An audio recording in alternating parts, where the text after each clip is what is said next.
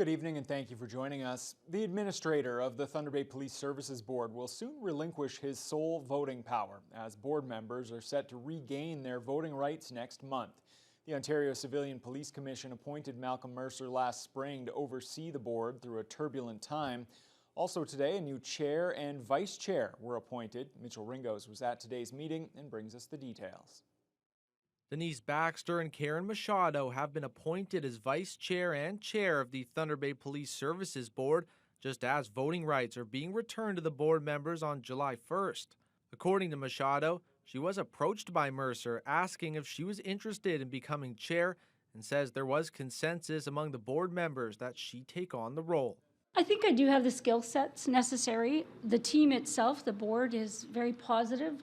We're all committed, so in that regard, I don't see, a challenge. We're all forward-thinking and wanting to do what's right for the board, the force, the city, and the communities surrounding us. Baxter says the appointment of herself and Machado into the roles of vice chair and chair reflect a recommendation that leadership of the board rest with citizen members rather than two members of city council on the board.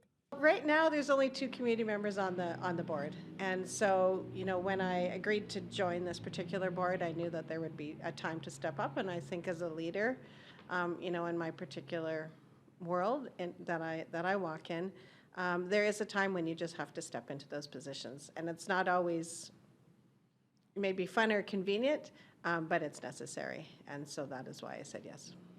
Mercer's role as administrator has been extended several times since he was first appointed in April of 2022.